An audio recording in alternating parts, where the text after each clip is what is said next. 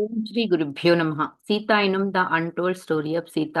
సీతామాత 12 నెలల వరకే ఆ మంచం మీద నిద్రిస్తున్న చంటి బిడ్డలా ఉంది గానండి. 12 నెలలు నిండిపోయి సంవత్సరం వచ్చిన కాడ్నుంచి ఆమెలో ఎన్నో మిరాకిల్స్ మనకి కనిపిస్తున్నాయి. ఎందుకంటే ఆమె మాత కదా! మరి నిన్న ఎపిసోడ్‌లో మనం ఏం తెలుసుకున్నామండి? ఆమె ఆ గురువు గారిని, ఋషిని ఆశ్రమానికి వెళ్ళినప్పుడు ఆయన్ని చూసిన మాత్రంలోనే ఆయన కడుపు నొప్పితో బాధపడుతున్నారు అన్న విషయం తెలుసుకుని, ఆమె గబగబా అడవిలోకి వెళ్ళిపోయి, అక్కడ చక్కగా మరి ఆయనకి ఎటువంటి దుంపలు కషాయం తాగితే హెల్త్ క్యూర్ అవుతదో మరక్కడికి వెళ్ళి, ఆ యొక్క దుంపల్ని తేవడానికి అడవంతా వెతకడం, అవి కనపడకపోతే అక్కడికి వెళ్ళే పక్షుల గుంపుతో ఆమె మాట్లాడి, అవి ఎక్కడ ఉన్నదో దారి చూపించమంటే అవి దారి చూపించడం, ఈవిడ వెళ్ళి ఆ నది ఒడ్డున అక్కడ మట్టిని తవ్వితే అక్కడ దుంపలనేవి దొరకడం, అవి తీసుకొని వచ్చి ఆ ఋషికి ఇవ్వడం. ఇదంతా జరిగింది. అసలాయన చెప్పనే లేదు. జనక మహారాజుకి కూడా తెలియనే తెలీదు. సీత వచ్చి ఆ దుంపలు ఆ ఋషికిచ్చి, "మీరు ఈ విధంగా తాగితే మీ యొక్క ఆరోగ్యం కుదుట పడుతుంది" అని చెప్పే వరకుననమాట. అలా 3 రోజుల పాటు ఆ ఋషి పత్ని ఆ మందు తయారు చేసి ఇవ్వటం, ఆమె ఆయన తాగటం, ఆయన యొక్క ఆరోగ్యం మెరుగైందని గూడా చెప్తారనమాట. తరువాత సంవత్సరంలోనండి మరో ఆశ్రమంలో ఇంకో సంఘటన జరుగుతుంది. అదేంటి అంటే అరణ్యం మధ్యలో ఒక ఆశ్రమం నిర్మించుకుంటున్నారు ఒక ఋషి. ఆ ఋషిని దర్శించటానికి మహారాజు వెళ్తూ సీతని తీసుకెళ్తారండి. సీతతో పాటు మీనాక్షి గూడా వెళ్తుందంట. ఓ సాయంత్రం పూట సీతని పడుకోబెడదామని మీనాక్షి ఆమె కోసం వెదుకుతూ ఉంటే అక్కడెక్కడ సీత కనపడదండి. మహారాజేమో ఆశ్రమంలో వారితో కలిసి అక్కడ ధ్యానం చేస్తూ ఉంటారు. సరే నేను మహారాజు గారికి ఇప్పుడు ఇబ్బందం కలిగించటం ఎందుకు, ఆమె త్వరలో తిరిగి వచ్చేస్తుంది అని తనకి తానే సమాధానపరుచుకుని ఉంటుందండి. కానీ కొన్ని గంటల తరువాత కూడా ఆమె రాదు. మహారాజు ధ్యానం విడిచి ఆశ్రమం ముందున్న ఖాళీ స్థలాన్ని దాటి తన కుటీరం వైపు వెళ్తుంటే, గబగబా ఆగకుండా మహారాజు కుటీరంలోకి కంటే ముందే మీనాక్షి అక్కడికి వెళ్తుందండి. మీనాక్షి ముఖంలో ఉన్న భయాన్ని చూసి, "ఏమైంది మీనాక్షి" అని జనక మహారాజే అడుగుతారనమాట. చాలా గంటల నుంచి సీత కనబడట్లేదు. ఎక్కడికి వెళ్ళిందో తెలీదు. ఈ చుట్టుపక్కలంతా చూసాను. కానీ నాకెక్కడా కనబడలేదు అని ఎంతో బాధతో చెప్తుందండి. అప్పుడు మహారాజు చెప్తారు, "నువ్వేమీ భయపడకు. ఆమె తిరిగొస్తుంది" అని. కానీ అప్పుడు ఏడ్చేస్తదనమాట. ఏడ్చేసి ఇప్పటికే చాలా ఆలస్యం అయిపోయింది. ఎందుకంటే చీకటి పడిపోతుంది. అందువల్ల హ్మ్, ఆమెను నా దృష్టి నుంచి నేను పోనిచ్చాను. నన్ను క్షమించండి అని ఎక్కిళ్ళు పెట్టి ఏడవటం మొదలుపెడుతుందండి. మీనాక్షి నీకు అర్థమవుతుందా లేదా అసల? ఎందుకంటే ఆమె మనం కట్టి ఉంచలేం కదా! ఈ మాట నీకు ఎన్నో సార్లు చెప్పాను. నువ్వు తిరిగి వస్తుందిలే వెళ్లి పడుకో అని జనక మహారాజు చెప్తారండి. చెప్తే కానీ పాపం మీనాక్షికి నిద్ర పట్టదండి. మహారాజు కుటీరంలోకి వెళ్ళిపోయి రాత్రంతా కూడా ధ్యానంలో కూర్చుంటారు. ఆయన లోపల ధ్యానంలో కూర్చుంటే మీనాక్షి ఏమో బయట కూర్చునుంటుంది. కానీ ఆమేమి ధ్యానంలో కూర్చోదు. కన్ను మూయలేనంతగా ఆమె అధైర్యపడిపోయింది గదా! ఆమెకి నిద్ర రాదనమాట. సూర్యోదయానికి ముందు ఆయన కుటీరం నుంచి బయటకు వస్తున్న చప్పుడు విని దడదడా కొట్టుకునే గుండెతో మీనాక్షి ఆయన వెనకాలే వెళ్తుందండి. ఆయన నిదానంగా ఆమె ఎక్కడుందో నాకు తెలుసు. నువ్వు నాతో రా అని చెప్తారండి. అలా అరణ్యంలో కొంత దూరం వెళ్లి అక్కడ కొన్ని కోతుల కుటుంబాలతో నిద్రిస్తున్న సీతను చూస్తారు. చూడండి వాట్ ఎ మిరాకిల్ అసలు సీతాదేవి అడవిలోకి వెళ్ళిపోయి అక్కడ కోతి ఒడిలో పడుకొని ఎందుకు నిద్రపోవాల్సొచ్చిందండి? ఆమె తన తల్లి ఆహ్, ఒక తన తన తలని తల్లి కోతి ఒడిలో పెట్టుకుందండి. ఆమె మెల్లగా చప్పుడు చేయకుండానే వీళ్ళు వెళ్తారు కానీ, అయినప్పటికీ కూడా వీళ్ళ అడుగుల సవ్వడికి ఆ తల్లి కోతి బిగ్గరగా అరిచి గబగబా పక్కనున్న చెట్టు ఎక్కేస్తుంది భయపడి. దాని పిల్ల కోతులు కూడా దాన్ని అనుసరిస్తాయంట. సీతామాత వెంటనే ఉలిక్కిపడి లేస్తుందండి. నాన్న అంటూ అరుస్తుంది. ఒక్క మాట కూడా మాట్లాడకుండా జనక మహారాజు ఆ సీతని తన చేతుల్లోకి తీసుకొని ఆశ్రమానికి తీసుకొస్తారండి. ఆశ్రమ ఆవరణంలో దింపి ఆమె వైపు చాలా తీక్షణంగా చూస్తారు. ఎందుకంటే మీనాక్షికి చెప్పకుండా నువ్వు వెళ్ళి ఉండకూడదు. ఎందుకంటే ఆమె ఎంతో విచారపడి రాత్రంతా తను నిద్రపోలేదు అని జనక మహారాజ్ చెప్తారండి. అప్పుడు సీత పశ్చాత్తాపం నిండిన కళ్ళతో మీనాక్షి వైపు చూస్తుందన్నమాట.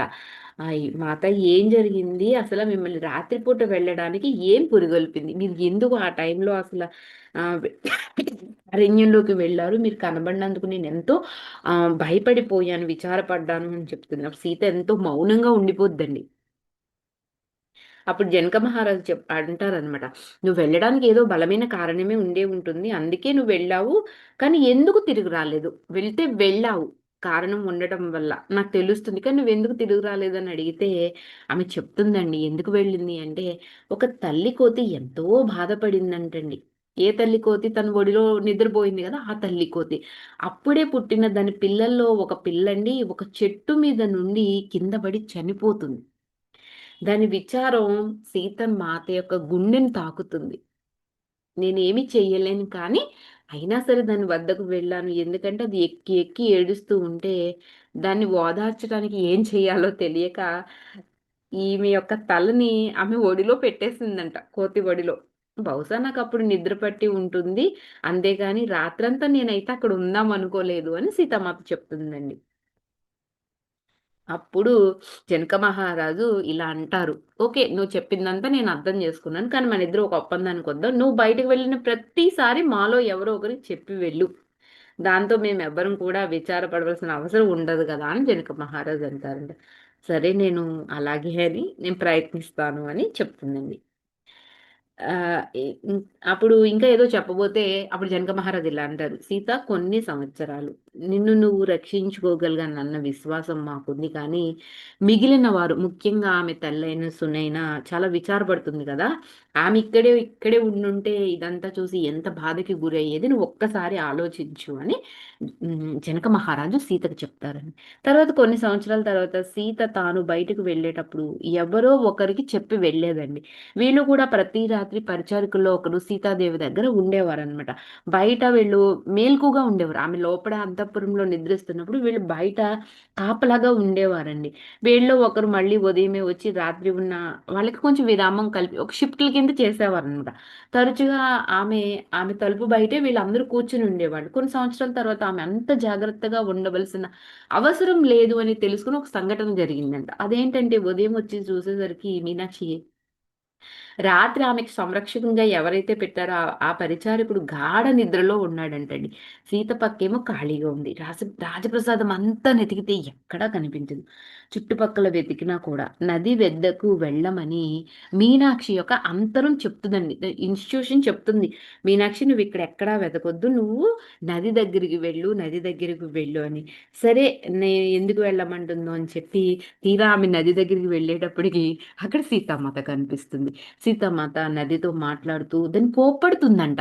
నదిని కోప్పడుతుందండి. మీనాక్షి ఏమి చప్పుడు చేయకుండా అసలు ఏం జరుగుతుందో చూద్దామని వెళ్ళి మీనాక్షి పక్కన కూర్చుంటుంది. అప్పటికి కూడా ఇంకా కోప్పడే ధోరణిలోనే ఉందంటండి. క్షమాపణలేమి చెప్తున్నట్టయితే ఏమి లేదు గానీ సి నదీమాతనే సీతామాత తిడుతుంది అని చెప్తుందండి. తిడుతుందంటే కోప్పడుతుందంట. అప్పుడు ఇలా తిరిగేటప్పటికి పక్షి మీనాక్షి కనిపిస్తుందండి. "ఏంటి తల్లి ఇంత ప్రొద్దుటే నిన్ను ఈ నది ఎందుకు రప్పించింది ఇక్కడికి" అని మీనాక్షి అడుగుతుంది. అడిగినప్పుడు ఆ రోజు గత రాత్రి ఏం జరిగిందంటేనండి ఒక నది ఒక ఎద్దు జీవితాన్ని అది బలికొనుక్కుందంట. ఎలా తీసేసుకుందంటే అది ఒక రైతు ది ఆ ఎద్దు. ఆయన తన పొలాన్ని ఎలా దున్నుతాడు? ఇది సరైన పని కాదు అని అంటుందనమాట. అప్పుడు మీనాక్షి ఇలా అంటుందండి. "నీకెలా తెలుసు మాత" అంటే, "నేను కల్లో చూసాను" అని చెప్తుందండి. ఎంతో స్పష్టంగా ఉంది. ఆ ఎద్దు ఏంటంటే అటు ఇటు తిరుగుతూ నీరు తాగటం కోసం అక్కడికొస్తుందంట. కానీ ఈ నది ఆ జంతువును దూరంగా లాగివేయటంతో ఆ ఎద్దు చనిపోతుంది. ఈ రైతు ఎంతో విచారగ్రస్తుడై ఉండి ఉంటాడు అని చెప్తుందనమాట. కానీ ఏం జరుగుతుందంటే గత రాత్రి చాలా తీవ్రమైన వాన కురుస్తుంది. బహుశా ఎద్దేమన్నా కాలు జారి పడిపోయిందేమో! ఇది నది తప్పిదం కాకపోవచ్చు కదా! అని మీనాక్షి అంటుందండి. అయినా నువ్వు మీనాక్షి చెప్తుంది. అసలు నేను నదిని వెనక్కి వేసుకురావాల్సిన అవసరం నాకేంటి అని ఏదో తెలియకుండానే అప్రయత్నంగా నా నోట్లోంచి వచ్చేసాయి అని. ఈవిడ చెప్పింది నిజమే అయ్యుండొచ్చు కానీ మీనాక్షి మనం ఇప్పుడు ఆ రైతుకు సహాయం చేయాలి అని అంటుంది. వీళ్ళు ఎళ్ళిపోయి రాజప్రసాదానికి వెళ్ళిపోయి జనక మహారాజుకి జరిగిందంతా చెప్పి, ఆ రైతుకి ఒక కొత్త ఎద్దుని తెచ్చివ్వమని చెప్పుద్దండి. సరే ఆ రైతుని ఎక్కడ పట్టుకుంటాము అని మహారాజు అడిగితే, నేను అతన్ని కనుక్కుంటాను అని ఎంతో స్థిరంగా చెప్తుందండి సీత. దాంతో మహారాజు ఏం చేస్తారంటే వాళ్ళ యొక్క రాజ్యంలో జంతు సంరక్షకుడుగా కిరణ్ అనే ఒక వ్యక్తి ఉంటాడు. అతను కూడా మీనాక్షి వాళ్ళలాగానే తండ్రి పారంపర్యం నుంచి కూడా అక్కడే వాళ్ళు వంశపారంపర్యంగా పనిచేస్తున్నారండి. అతని అప్పుడు తన తండ్రి తర్వాత కిరణ్ అన్నమాట. మీనాక్షి తండ్రి తర్వాత దుష్యంతుడి తర్వాత మీనాక్షి ఎలాగో అలాగా. అతనితో ఒక ఎద్దుని తీసుకురమ్మని చెప్పమంటాడు. మీనాక్షి, కిరణ్ ఇంకా వెళ్ళి ఆహ్, ఆహ్, జరిగిందంతా చెప్తుంది. కిరణ్ అంటే సీతకి కూడా చాలా ఇష్టమండి. ఎందుకంటే అతను జంతువులన్నిటిని ఎంతో శ్రద్ధగా చూస్తాడు. అతను ఏదో ఒక జంతువు పట్ల ప్రత్యేక శ్రద్ధ చూపిస్తున్నప్పుడు ఆమె సీత పక్కనే కూర్చుని ఆ జంతువు ఎలాగా తీవ్రంగా జబ్బు పడినప్పుడు ఏం చెయ్యాలి అవన్నీ చెప్పేదనమాట. అందువల్ల మీనాక్షి కూడా అవకాశం దొరికినప్పుడు అక్కడ కూర్చుని అతను చూడటం ఇష్టపడేది. అలా అనమాట. అలా వాటితో తమ పిల్లలతో మాట్లాడినట్టు మాట్లాడేవాడండి కిరణ్ కూడా. తన ముఖం వల్ల కంటే తన పద్ధతులు ఎంతో ఆకర్షణీయంగా ఉండేయి అని చెప్తుంది మీనాక్షి ఇక్కడ. అయితే అతను హ్మ్. అనేక గంటల పాటు ఎండలో గడపడం వల్ల తను నల్లగా ఉన్నాడని మీనాక్షి చెప్తుందండి. వీళ్ళిద్దరి మధ్య కొంచెం సన్నిహిత్యం అయితే ఉంది గానీ, మాట్లాడుకున్నది చాలా తక్కువ. ఎందుకంటే ఇద్దరు మొహమాటస్తులంట.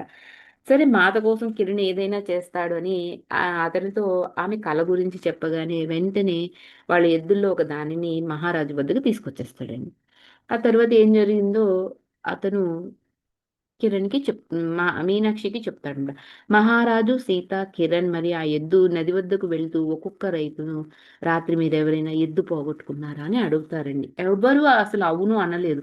సీత బహుశా నువ్వు చూసింది వట్టి కలేనేమో అని అందరి ఎద్దులు కూడా సంరక్షంగానే ఉన్నాయి కదా! అని మహారాజు అంటారండి. కొంతసేపటి తర్వాత లేదు అని ఆమె నిశ్చయంగా చెప్తుందండి. ఎందుకంటే అది సత్యమని ఆమెకు తెలుసనమాట. వాళ్ళు నది ఒడ్డున మరింత ముందుకు వెళ్ళేటప్పటికి ఎద్దును కోల్పోయిన రైతు ఎవరైతే ఉన్నాడో అతను బాధపడుతూ అక్కడ ఉంటాడండి. ఎందుకంటే ఆ రైతుకి కొద్దిపాటి పొలం ఉందనమాట. దానిని దున్నడానికి 2 ఎద్దులు కావాలి. అందుట్లో ఒక ఎద్దు కనపడకపోవడం వల్ల అతను ఎంతో నష్టం కలిగింది. అందుకు బాధపడుతున్నాడు. మహారాజు తన కోసం కొత్త ఎద్దుని తీసుకురావటం చూసి కృతజ్ఞతతో ఆయన పక్కన కూలబడతాడు ఆ రైతు. అయితే మహారాజు ఈ గొప్పదనం అంతా నాది కాదు. నా కూతురైన ఆహ్, మన యొక్క సీతది. వెళ్ళి ఆమెకి చెప్పుకో నీ యొక్క కృతజ్ఞతలు అని అంటారనమాట. సీతే ఇక్కడికి పట్టుబట్టింది. అందుకే నీకు బహుమతిగా స్వీకరించు అని చెప్తారండి. ఆ తర్వాత సీత నది పక్కన మళ్ళీ వెళ్ళి కూర్చుంటుంది. అయితే ఈసారి ఏం చేస్తుంది కోప్పడటానికి వెళ్ళలేదండి. ఆమె విచారంగా కూర్చుని కఠినంగా మాట్లాడినందుకు నదీ మాతని క్షమాపణలు కోరడానికి వచ్చింది. ఆ పక్కన మీనాక్షి వచ్చి కూర్చుంటుందండి. అలా కూర్చున్నప్పుడు నదిలో నుంచండి ఒక కాంతి పైకి రావటం చూస్తుందండి. అది నీళ్ల చుట్టూ కొన్ని నిమిషాలు తిరిగి మళ్ళీ లోతుల్లోకి అదృశ్యమైపోతుందనమాట. అది కనపడ్డాక సీత మనసు తేలిక పడుతుందండి. చేతులు జోడించి నేను అర్థం చేసుకున్నాను అని గుసగుసగా మాట్లాడుతుందనమాట. అదేంటి అని ఆశ్చర్యంగా మీనాక్షి అడుగుతుందండి. అదే నదీ దేవత. నువ్వు చూసావా ఆమె అందమైన రూపం నీకు కనబడిందా అని అడుగుతుందండి. లేదు మాత నేను కేవలం కాంతి పుంజాన్ని మాత్రమే చూసాను. హ్మ్. అని చెప్తుందనమాట. చెప్పినప్పుడు ఇక్కడ మీనాక్షి ఒక విషయం తెలుసుకుంటది. ఏంటి అంటే సీతామాతకండి నదీమాత మరణం అనేది జీవితంలో ఒక భాగమని, ఆ ఎద్దుకు తన శరీరాన్ని వదిలి వేరే శరీరం ధరించే సమయం ఆసన్నం అవ్వడం వల్ల ఆ ఎద్దుని నేను తీసుకున్నాను కానీ మరణం గురించి పడకూడదు. ఎందుకంటే మరణం లేకపోతే జననం లేదు అని చెప్పిందండి. ఇంకా ఆమెతో మాట్లాడిన విధానానికి ఎంతో ఎంతో విచారణ పడుతున్నాను అని సీతామాత చెప్తుంది. మాత రైతు యొక్క దుఃఖం మీ హృదయాన్ని కదిలించింది కాబట్టి ఆమె అర్థం చేసుకోగలదని నాకు తెలుసులే మీరేమీ బాధపడకండి అంటుంది. అవును అందుకే ఆవిడ నన్నిక్కడికి పిలిచింది. ఆమెను నేను మళ్ళీ ప్రశ్నించాను అని లేవబోతూ చెప్తుందండి సీత. మరణం గురించి ఆమె చెప్పిన సత్యం. అయితే ఇది చాలా కష్టమైన పాఠం కదా అని అడుగుతుందనమాట. మీనాక్షి. ఎందుకంటే కొన్ని నిమిషాల పాటు ఆలోచనలో పడి సీత ఒకటి అడుగుతుందండి. మీ నాన్న చనిపోయిన తర్వాత నువ్వు చాలా కాలం పాటు బాధపడ్డావు కదా! అన్నప్పుడు అవును, అవును అని తల ఊపుతుంది. అయితే ఇప్పుడు నిన్ను నువ్వెందుకు నిందించుకుంటున్నావు? అది నీకు ఎలా తెలుసు మాత అని ఎంతో ఆశ్చర్యంగా మీనాక్షి అడుగుతుంది. ఆమె నవ్వి నువ్వు ఇప్పటికీ కూడా కొంత విచారపడుతూనే ఉన్నావు కదా! అలా ఉండకు. ఎందుకంటే ఆయన మరణంతో నీకే సంబంధం లేదు. ఆయనకి వెళ్ళిపోయే సమయం వచ్చింది కాబట్టి ఆయన వెళ్ళిపోయారు. దాన్ని ఎవ్వరు ఆపలేరు అని సీతామాత చెప్తుందండి. చాలా క్లుప్తంగా, సహజంగా వాస్తవాన్ని వ్యక్తీకరించినట్లు ఉన్నా కూడా అది మీనాక్షి మీద ఎంతో గాఢ ప్రభావం చూపిస్తుంది. వాళ్ళ తండ్రి మరణం గురించి ఈమె ఎక్కువ సార్లు తలుచుకోపోయినా కూడా, అప్పటి వరకు ఈమెకు ఒక అపరాధ భావన ఉండిపోయింది కదండీ! ఆ రాత్రి ఆ గదిలో కూర్చుని ఉండగా సీత మీనాక్షిలో ఉన్న ఈ భావాలన్నింటినీ మౌనంగా నయం చేసిందని మీనాక్షి గుర్తించుకుంటుందండి. Thank you for watching. Like చేయండి, షేర్ చేయండి. మీ విలువైన అభిప్రాయాలన్నీ కూడా తెలియజేయండి.